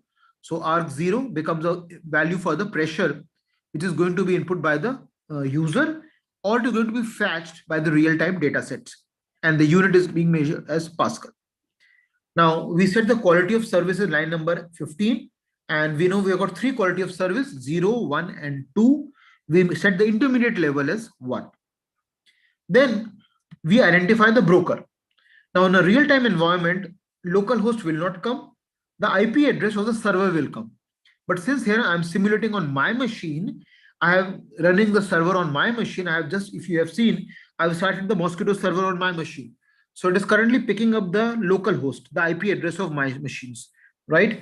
But I'm running into the port number 1883. That's the MQTT protocol port number assigned by the INA authority. Then I create a string class variable called publisher ID, and I assign it to 127, the default loopback IP address, which is 127.0.0.1, right? Now, what in the line number 18, what I do, I make a call to the one argument constructor of the memory persistence class, because I would want to make sure that the persistence property is implemented in my IoT network. Otherwise, the object might lose the state and I might lose the value of the pressure, which is going to be input when the data is going to be published from the publisher onto the broker of the server. So I want to save the state of the object during the process of transmission. That is why I'm using a persistence property. Then I would also like to calculate what is the total time it is going to take during the entire computation of the program. So what I do, I make a call to the nanotime function and start the timer, right? Now I come to the line number 22, and what I do here, I make a call to 3 argument constructor of the Mosquito client class and pass 3 argument. First is broker, second is publisher ID, and third is the persistence property. So we can see here already publisher ID is running on the default loopback IP address, which is 127.0.0.1. So here in my program, the broker is running on the local host and the publisher is also running onto the local host. So in this program, we'll try to see how the publisher goes and print the message onto the broker window. Then we come to the line number 24. Now connection option, if you see in the line number 23, we had made a call to no argument constructor of the Mosquito connection option class, because there are certain options which we can set in our program and they're all available for the Mosquito protocol. So we get the access to a reference variable called connection options. So we say connection option dot set clean session. Set clean session is more like what we say f flush stdin, what we use for cleaning the buffer, cleaning the garbage. So we you clean the session. Now by default the value set to false, so we explicitly set it true. Then we set two function, keep alive interval and the connection timeout. Now this value of connection timeout is very important. How here I've kept it same as a keep alive interval, but here you will have to set that how long the broker will wait for the publisher to come and print the message. So you can set the value as 60 seconds, 120 seconds, 180 seconds. It depends upon you. So we set that one of the connection timeout option. Then we set the mosquito connection option version. So we explicitly set the value as mosquito version 3.1. So for that, what do? We make a call to the function called set mosquito version and belongs to which class? Mosquito connection options. Then we come to the line number 28 and we say we are now connecting to a broker and we display the value of the broker here. Broker we all know, here we have already initialized the broker on the port number 1883, the broker is running. Then we come to the sample client. Sample client, we all know it's a mosquito client which we have created. And whatever options we have initialized here, they will now be set up here. They will now come into the activation. They will now be forced that all these options should be activated in nature. Then we display a SOP statement, system.out.println, that it is getting connected. And now it is a time to publish a message. So we already have received the message in the beginning of the program from the user in the runtime environment. So we display the message back to the user again, system.out.println, publishing a message, and then we say content one. So what is content one currently containing? It is containing the value of the Pascal or the pressure which has been input by the programmer or the user. Now, this is a message which the publisher want to publish to the broker, right? So in the line number 32, we start doing the same thing. What do we do first? We fetch the bytes from the string. Now, one of the problem with the Mosquito protocol is that it works on bytes, it does not work on string. So whatever is the value being fetched in the real-time environment, we need to fetch the bytes from the string. So there are multiple number of wrapper classes available in Java. What do we do here? We make a call to the get bytes function on the string. So it will fetch the byte from the string and we store it into a Mosquito message class reference variable called as a message. So message now currently contain the byte equivalent of the pressure, right? Now over this message, we set the quality of service. So we set QoS and we know there are three multiple level of quality of service, 0, 1 and 2. And here at this point of time, we have set the intermediate level as 1. If you remember what 1 was that you deliver the message at least once or maximum any number of times. There was no upper limit. So maximum delivery of the message was permissibly possible using setting the value of QoS as 1.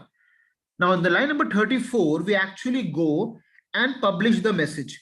So we make a call to the publish function of the Mosquito client class and we publish this message on the particular topic. So what is the topic here? The pressure. What is the message here now? The exact value which has been input by the user in the runtime environment. So that is, and this is currently containing the byte equivalent of the string. So it gets published. This publish function prints the message from the publisher to the broker. And then if it is done, we display user defined statement, message publish. However, if it fails to publish it, we are writing the code within the try block. So exception handling will be done and exception will be thrown and it will be handled by the catch block. Once it has done the job, we make a call to the disconnect function and we'll disconnect it completely. And we display system.out.println statement completely disconnected. And then we calculate what was the total amount which was consumed during the execution of the program. So we subtract the start time from the end time. And then we say total time consumed in nanosecond during the execution of the program is, and we display the time. However, it might happen that during the entire execution of the program, certain exception might get thrown and the program can fail. So we have got a matching exception classes. So we have got a get reason code, get message for Mosquito message, get localized message, get cause, any kind of the exception can, because they're all, we have got a exception class called the mosquito exception class, and that class will handle any kind of the exception which will be thrown during the execution of the program. So that is how it works. And we know Java provided exception handling mechanism where any exception thrown in the runtime by any of the mosquito message classes will successfully be handled. And if there could be a situation where any other exception might get thrown also, so what we do at the end, we make a call to the print stack trace function. It will make sure that whatever is any other kind of the message, it should get printed onto the user window. So that is how we go and simulate the simple program for using the mosquito protocol in the IoT network. And here, what is the topic I'm using? The pressure, and what is the value we are using is the whatever will be entered by the user. So that is how the program look like in Java. Now, what do? We try and execute the program. So my server is already running here. I open another command prompt window and I make a call to the execute a program. And remember here, we need to pass the value for the pressure. So in the runtime, I pass the value for the pressure. Let's say 35 Pascal, right? So I can see here the program is executed. First of all, it displays connected to a broker. So on the localhost, it is running on the port number 1883. It displays connected, publishing message 35 Pascal, it has got printed. Then message has got published from the publisher to the broker. Then the publisher has disconnected himself completely from the situation. And the total time which is taken for printing the message from the publisher onto the broker window is this much time in nanosecond. And at the same point of time, I can also switch over and go to the Mosquito server. And I can see here what all changes are happening here.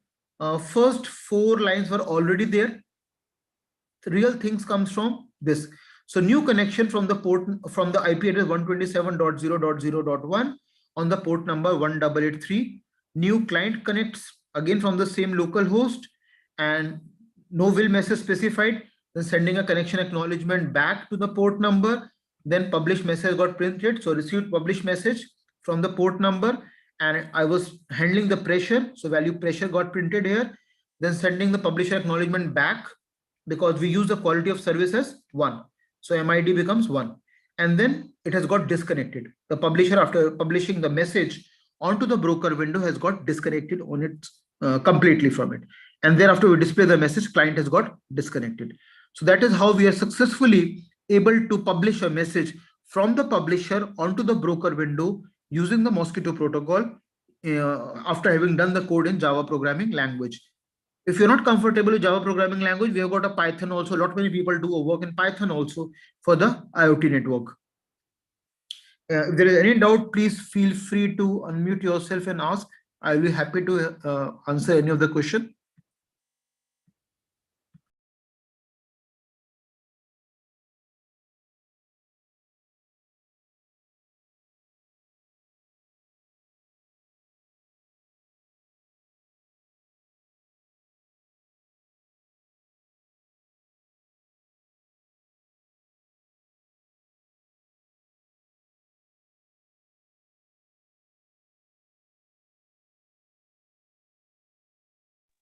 Any doubt regarding it?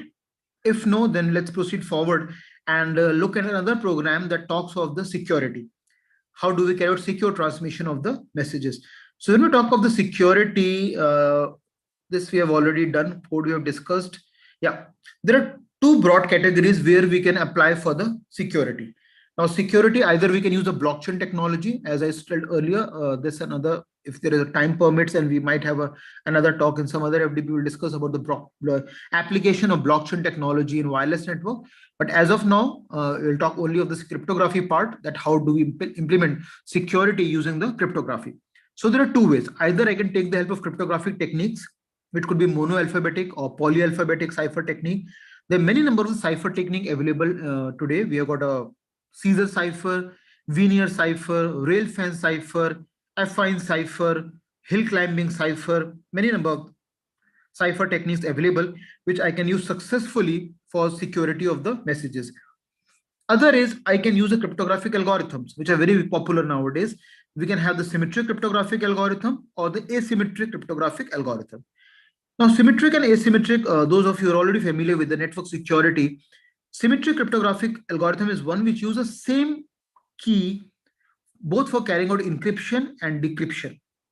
So it's a usage of single, shared, symmetric key both for encryption as well as the decryption. Whereas asymmetric cryptography says you use a pair of keys, one public and one private, for carrying out the encryption and decryption. And what does encryption actually means? Conversion from the plain text to a ciphertext. So those of you might be familiar with the network security. Whenever I would like to secure a text, that text is called as plain text, and you use a cryptographic technique or you use a cryptographic algorithm to provide a security. So you use a cryptographic technique or use a cryptographic algorithm, which will use a key also along with it, and that will convert or that will encrypt the plain text to a ciphertext. And then you transmit the ciphertext from source to destination. And at the destination, again, we'll have a decryption, that is recovery back or generating the plain text back from the ciphertext. So it's all called the enciphering and deciphering or encryption and decryption mechanism. So when we talk of the secure transmission of the encrypted messages in IoT network, we take the help of security in two ways. Either we apply the cryptographic principles or we apply the blockchain technology and try to do it. Now let us take a very simple example. If I want to use a DES algorithm, data encryption standard algorithm, for providing a security to my message, which is getting routed between the nodes in the IoT network, how do I do that? Let's see a Java code for it.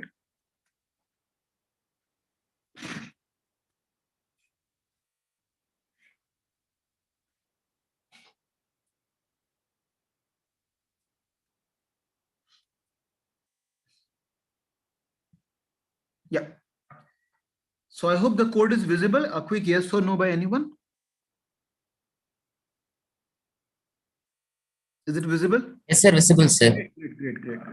So you can look at the top right from the line number 1. What it's an extension of the previous program, but with a touch of security.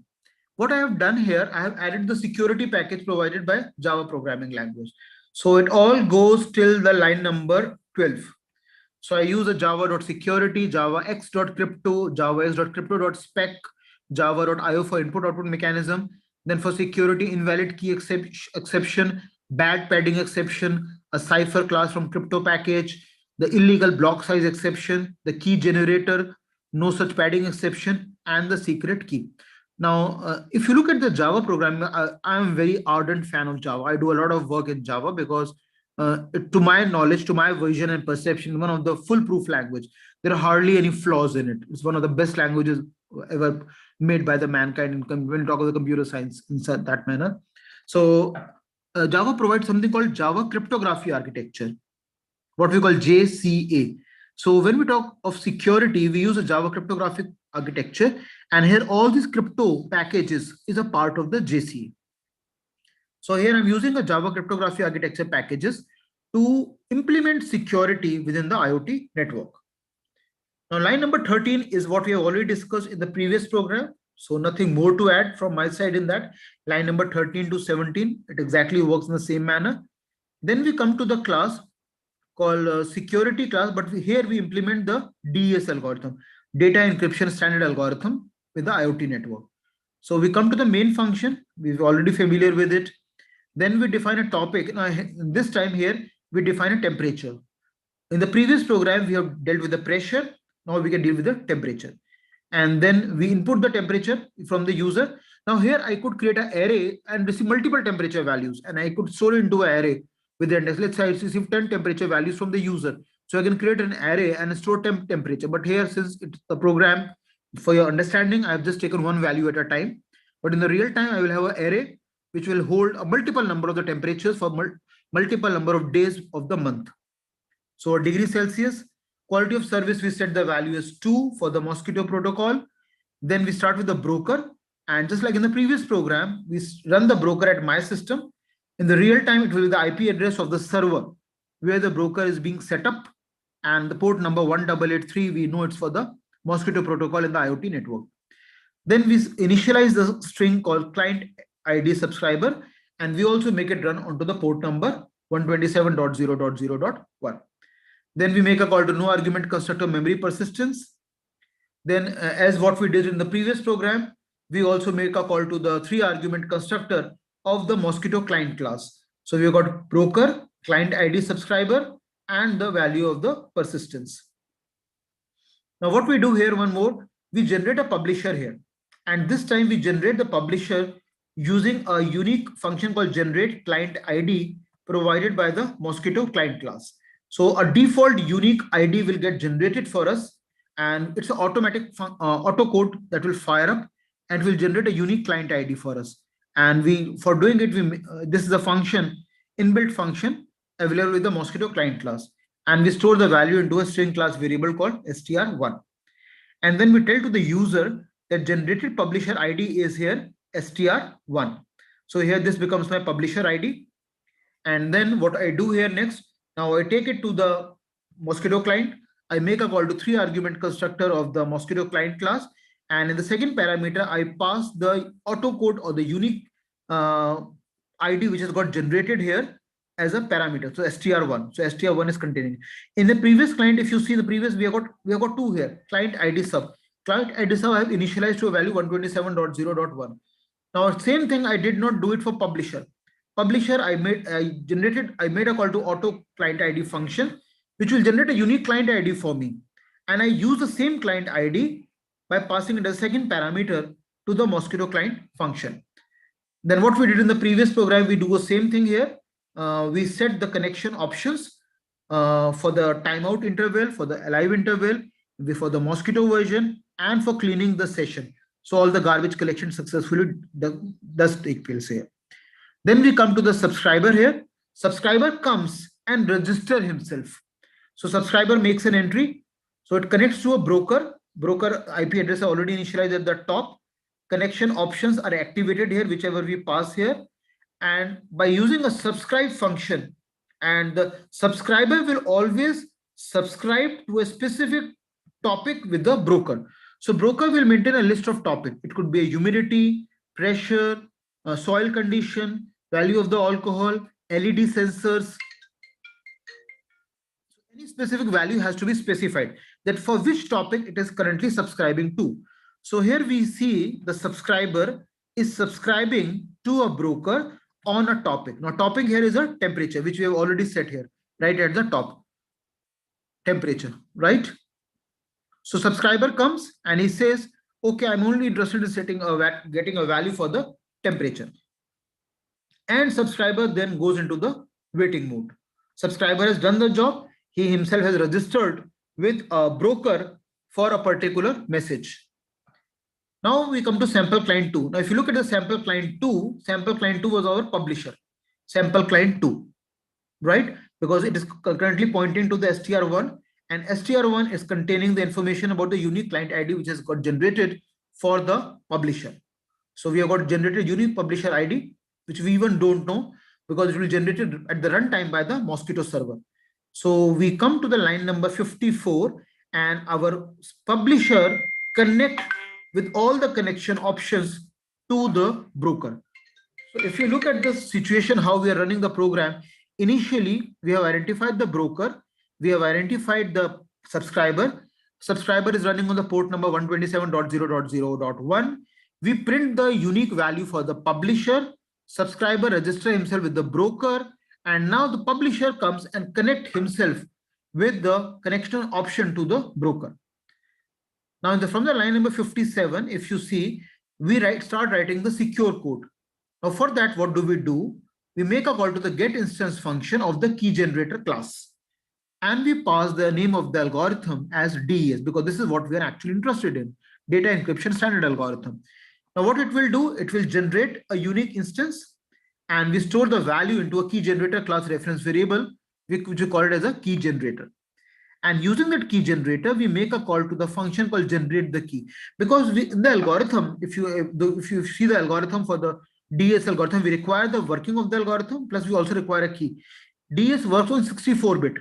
So we'll have a 64-bit as a plain text, and we also require a 64-bit as a key or maybe 58-bit or maybe 48-bit. So, but we are not generating a key on our own. We want an automatic key generation to take place, right? So we make an inbuilt key generation function called generate key, which will generate the key on its own for the DS algorithm. Now, what do? We make a call to the get instance function of the cipher class, and we specify that for the plain text, we might require padding scheme. So we say for the data encryption standard algorithm, make a call to the electronic code block ECB, then public key cryptography signature, and we use the PKCS5 padding scheme because we know that in the plain text may not be completely 64-bit, and we might require certain amount of the bits to be done in the padding. So let's say even if the plain text is of 50 bits and DS algorithm works on 64-bit as a plain text, so 14-bit padding has to be done. So there are many kind of the padding schemes available here. We are using here the PKCS5 padding scheme. Then we write the code for encryption. So what we do, we set the encrypt property true. So we make a call to the cipher.encrypt underscore mode property true, and we activate it for the my DS key. My DS key is a key, the unique key which has got generated. And then where do? It? We do it in the init function for the cipher class. Now we were working for the content. Content was temperature here. Now, as what we did in the previous program, we fetch the bytes from the string. So we make a call to the get bytes function. It fetches the byte from the string and we show into a byte class array called as a text. And then we print it. So we say text byte format, and the text we also print it into a string class variable called, so we say new string and the text.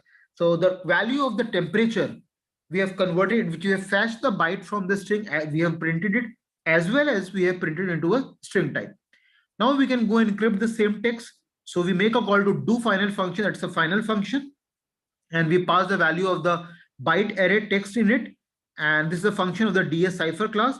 It generates the cipher text of the temperature and store it into a byte array called as text encrypted. And we display the same thing back to the user. So this is a text which has got encrypted, text encrypted, which is a value for the temperature. And once we have done that, we can print the encryption is over. Same code we can write for decryption also. But before that, we need to do it further. Let's go step by step. What we do in the line number 83, we make a call to the one argument constructor of the mosquito message class, and the encrypted message which is ready. After applying the DS algorithm, we pass it as an input here. So the line number 76, which we see here, has got the encrypted message for the temperature, is now being passed as a one argument constructor in the mosquito message class. We set the value of quality of service, and then our publisher goes and publish the same thing onto the broker window.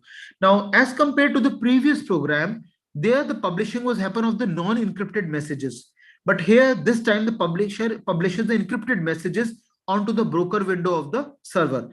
So it will become difficult for the hackers to hack it. Now here in my program, I'm using a DS algorithm, but in the real time, the person can write his own code, a cryptographic technique or a cryptographic algorithm to encrypt the messages. So here the message which has got printed here on the broker window is a encrypted one, and the subscriber will have to decrypt it back to use it. Once it has been done, we display a SOP statement, system.out.println, encrypted message published, and then we disconnect. The publisher has got disconnected, and then we display the same statement to the user, publisher has got disconnected. So in this way, we have first encrypted the message, and then the publisher has printed the encrypted message onto the broker window. Now, what does the receiver has to do? Receiver will receive the message, and then it will have to decrypt the message, because that's it is due to, otherwise he will not be able to see. So we write the code for carrying out the decryption. That's the inverse of the encryption. So again, we call do final function, pass the encrypted messages, it will decrypt it, and it will display decrypted messages. And we display the also same message onto the window. And if any problem arises in the entire execution of the program, we have got a matching Java cryptography architecture classes that we can make a call, and they will all be able to help us in case of any exception is thrown. So let's run the program to see how does the encryption and decryption take place with the help of the Mosquito protocol in the IoT network. So it makes sense that we restart the server again.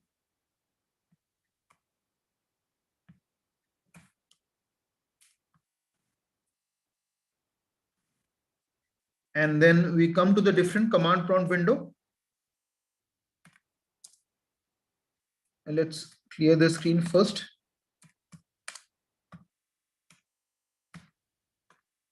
And copy the name of the program so that I can make a call to it in my window. And we need to pass the value of the temperature here. So our topic value here is a temperature. So we can see our program has got successfully run.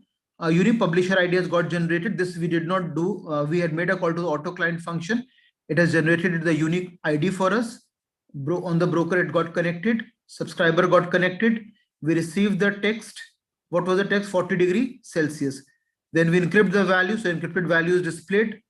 The encryption gets over. Then the encrypted message got published onto the broker window. Thereafter, publisher got disconnected. Then the message was received from the broker in the encrypted state. It was decrypted, and the subscriber was able to recover the original message in its entirety, 40°C. And thereafter, the decryption got over. So that is how we can transmit the secure, how we can achieve the secure transmission of the messages using the Mosquito protocol in the IoT network. So that is from my side. If there's any doubt, please let me know. I'll be happy to help with the answers.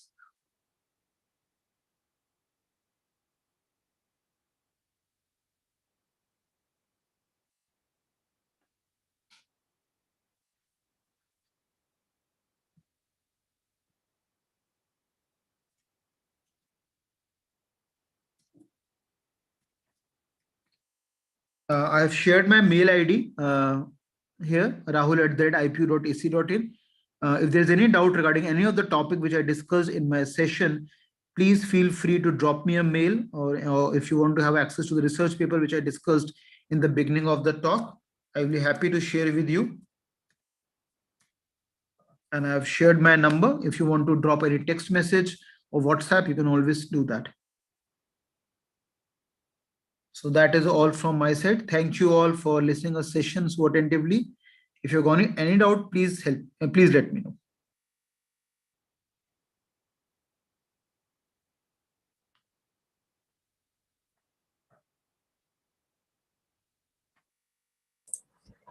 Thank you, sir. I think there is no queries from participants, sir. So thank you all for inviting me to deliver a talk. It was wonderful delivering a talk and interacting with all of you. Thank you all. Let me wind up the session, sir. There's a question how key generated is distributed to client. Yeah, depending on which kind of algorithm you are using, it could be a symmetric or the asymmetric algorithm. For sharing a key, we require a Diffie-Hellman key exchange algorithm. That's one of the very good algorithm, and they were awarded the Turing Award also in 2015 for discovering this algorithm called Diffie-Hellman key exchange algorithm, where the key is exchanged between the source and destination over the web. So there are around 7 steps are there in the algorithm. You can go through a very simple algorithm to understand it. Another question is in DES only one key which should be distributed. Yeah, DES works on the symmetric cryptographic algorithm. So here we only generate one key, and that can be easily be used both for source and destination. Here also in my program also I generated the key only once. I did not generate the key twice, and the same key can easily be used.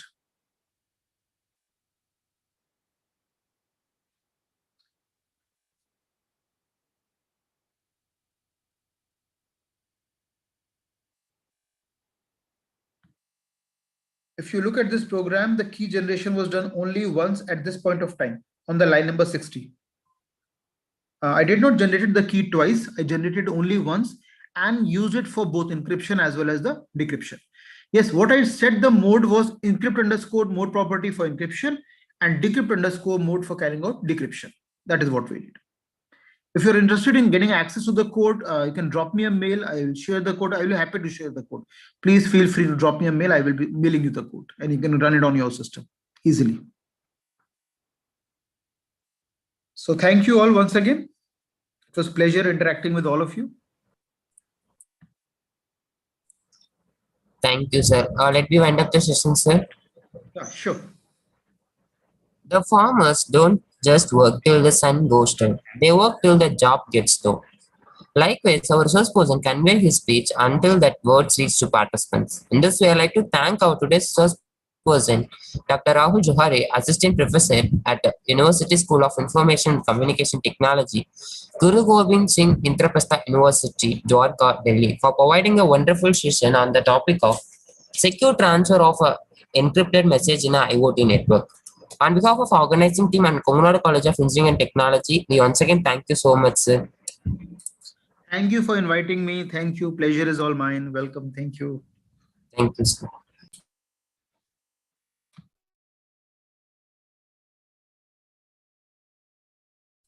Dear participants, the day 3 session 2 attendance and the feedback link is posted in chat box. Kindly fill it soon. It will open up to 30 minutes only. While filling the feedback form, kindly select your respective HTTP ID. Thank you all.